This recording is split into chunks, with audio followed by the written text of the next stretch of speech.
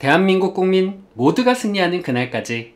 안녕하십니까, 알뜰맨입니다. 휴전 협상의 불발과 러시아의 강력한 제재가 시장에 부각되면서 3대 지수 모두 하락을 했습니다. 다우는 마이너스 0.69% 하락, S&P 500은 마이너스 1.3% 하락, 나스닥은 마이너스 2.18% 하락, 원달러는 1237.10원으로 0.67% 상승, 빅스 지수는 1.72% 상승, MSCI 코리아 ETF 지수는 67.11로 마이너스 1.5% 하락. 상승 종목 이슈로는 먼저 오라클이 있는데요. 매출과 주당 순이익이 컨센서스에 부합을 했다라는 이유로 1.5% 상승을 했습니다. 피어스는 교육 출판사 회사인데요.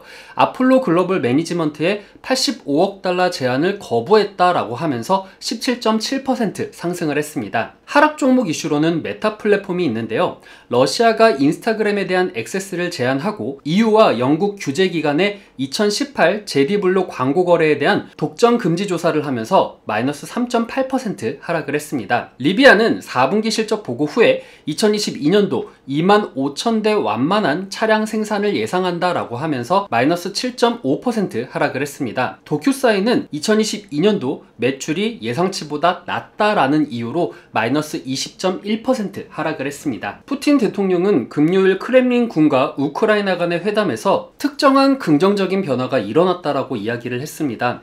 그러나 휴전 협상은 이뤄지지 않았는데요. 한편 젤렌스키 대통령은 우크라이나 러시아와의 전쟁에서 전략적 전환점에 도달했다라고 말한 것으로 알려졌습니다. LPL 파이낸셜의 라이언 데트릭은 휴전에 대한 희망이 실망감을 더하면서 주식은 또 다른 붉은 줄을 바라보고 있습니다 라고 이야기를 했고요. 로이홀드 그룹의 짐 폴슨 수석 투자 전략가는 푸틴 대통령이 휴전 협상에 대한 호의적인 논평에서 좋은 소식이 있을 수 있겠지만 투자자들은 푸틴이 이전 논평 중 일부가 공허한 것으로 판명이 됐기 때문에 이 부분에 있어서는 확신이 서지 않는다라고 이야기를 했습니다. 이와는 별개로 러시아의 제재는 이어졌습니다. 조 바이든 미국 대통령은 우선 무역 파트너로서의 러시아 지위를 중단할 것을 요구를 했고, 의회는 140억 달러의 우크라이나 원조가 포함된 자금 지원 법안을 통과시켰습니다. 이번 주 FOMC 회의가 시작이 됩니다. 실질적인 금리 인상에 대한 소식이 나오는 날이기 때문에 많은 투자자들의 귀추가 주목되고 있습니다. 러시아 우크라이나 사태가 심각해지면서 인플레이션에 대한 우려는 커지고 있습니다. 시장 전문가들은 급등하는 인플레이션을 연준이 계속해서 금리를 인상할 수 있도록 하는 촉매제로 보고 있습니다. 그러나 경제 전망에 대한 불확실성은 중앙은행이 일부 경제학자들이 올해 예상하는 7차례 금리 인상만큼 인상하지 않을 수도 있다는 것을 의미할 수 있습니다. 뱅크 오브 아메리카의 마크 카바나 국장은 연준 관리들이 2022년에 5번, 그리고 내년에는 4번 더 인상할 것으로 예상하고 있습니다. 연준은 이전 2회 모두 3차례 인상할 것으로 예상했습니다. 연준이 약 9조 달러에 달하는 대차대조표에 대한 계획에 대한 의견도 중요할 것입니다. 관리들이 금리 인상을 시작한 후에 올해부터 규모를 축소하기 시작할 것이라고 밝혔기 때문입니다. 연준은 만기가 도래한 국채와 모기지론을 대체하고 월스트리트가 양적 긴축 또는 QT라고 부르는 과정에서 이를 둔화시킬 수 있습니다. 카바나 국장은 5월 QT로 전환될 준비가 되어 있다는 것이 우리의 기본 사례이지만 이것이 나중에 왜곡될 수 있다라고 이야기를 했습니다. 그는 연준이 기대한 만큼의 금리 인상을 할 수 있는 위치에 있지 않다고 판단하면 대차대조표 축소가 즉시 지연될 수 있으며 이는 정책을 더 느슨하게 만들 수 있다라고 말을 했습니다. 뉴욕 증시 전문가들은 한동안 변동성이 지속될 것으로 예상했습니다. 프린서펄 글로벌 인베스터스의 시마샤 수석 전략가는 반등세가 지속되려면 정말 긍정적인 방향이 있다라는 것을 암시하는 의미 있는 무언가가 필요하다라면서 앞으로 엄청난 변동성이 있을 것이다 라고 이야기를 했습니다. LPL 파이낸셜의 라이언 데트릭은 휴전에 대한 희망이 실망감으로 변하면서 불확실성을 가중하고 있다라면서 주가가 또 한 번의 하락 주간을 맞았다라고 말했습니다. 시카고 상품소 CME 패드워치에 따르면 연방기금 금리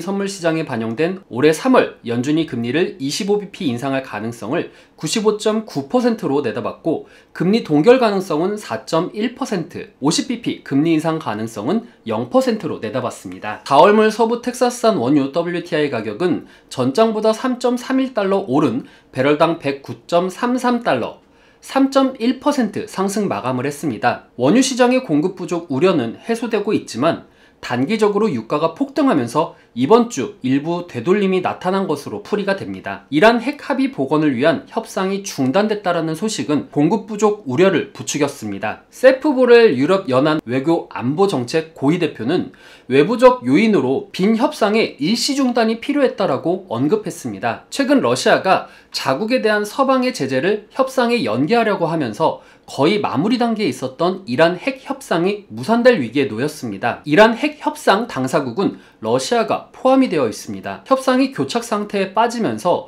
이란의 원유 수출이 재개될 것이라는 기대도 줄게 되었습니다. 다음은 이번 주 일정입니다. 중요한 부분에 대해서만 제가 언급을 하겠습니다. 15일 화요일에는 3월 엠파이어 스테이트 제조업 지수와 2월 생산자 물가 지수 PPI 그리고 FOMC 회의 1일차가 진행이 됩니다. 16일 수요일은 2월 수출입 물가 지수와 2월 소매 판매가 발표가 되고요. 제일 중요한 FOMC 기준금리 결정 및 경제 전망 그리고 제롬 파월 연준 의장의 기자회견이 있습니다. 17일 목요일에는 3월 필라델피아 여는 제조업 지수, 2월 신규 주택 착공과 주택 착공 허가 부분이 발표가 되고 주간 신규 실업보험 청구자 수가 발표가 되고 2월 산업생산 설비 가동률이 발표가 됩니다. 18일 금요일에는 2월 경기 선행지수와 찰스 에반슨 시카고 연은 총재, 미셸 보우만 연준 이사의 연설이 있습니다. 제가 이 부분에 있어서 중요하다라고 생각하는 이유는 제롬 파월 연준의 기자 의견과 연준 의장들의 연설에 의해서 3월에 금리를 어떻게 인상을 할 것이고 그리고